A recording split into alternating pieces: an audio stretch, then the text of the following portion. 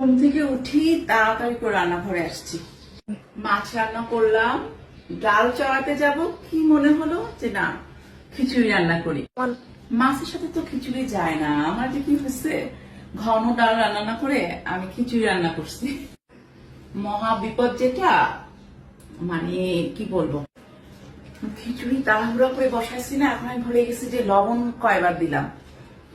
আর খিচুড়ি রান্নাটা এমন যে লবণটা মানে পারফেক্ট দিচ্ছে কিনা বা ভুলে গেছে কিনা এটা টোটালি রান্না হওয়ার পর বোঝা যায়। আমি তো ভয়ে ভয়ে আছি, দেখি তো কি অবস্থা।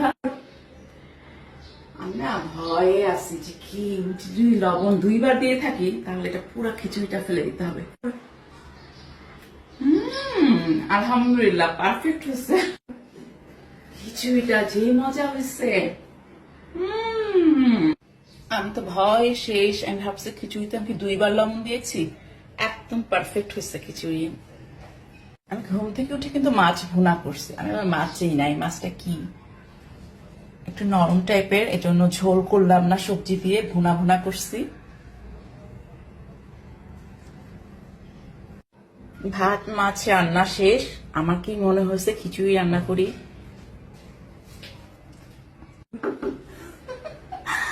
খিচুড়িটার সাথে ঝাল পেঁয়াজ আছে না, খুব ভাজা মরিচ দিয়ে ঝাল পেঁয়াজ করে।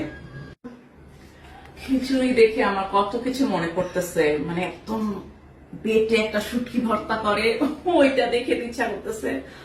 ভাজা মরিচ পেঁয়াজ দেখে ইচ্ছা করতেছে, কিন্তু শুটকি নাই, কিচ্ছু নাই। ভাজা মরিচ পেঁয়াজটা আমি করতে পারি, কিন্তু শুটকি ভর্তা খুব খেতে ইচ্ছা করতেছে। ঝাল ঝাল শুটকি ভর্তা পাটা দিয়ে বেটে বেটে করে যেটা। আমি এত খিচুড়ি পাগল, রান আবার খিচুড়ি খায় না। ও বলতেছে খিচুড়ি কেন রান্না করছি। রায়ন কিনে সমস্যা, মাছও খায় না, ডিম পোচ করে দিচ্ছে, দুপুরে ভাত খেয়েছে।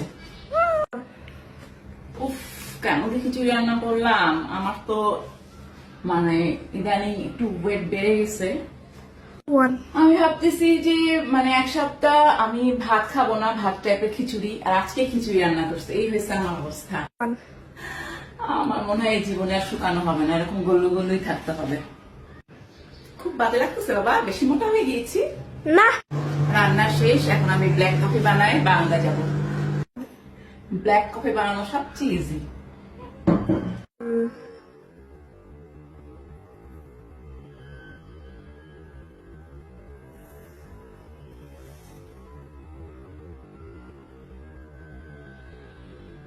ব্ল্যাক কফি বানানো সবচেয়ে ইজি। একটু গরম পানির মধ্যে কফি দিলাম, বাস ব্ল্যাক কফি রেডি।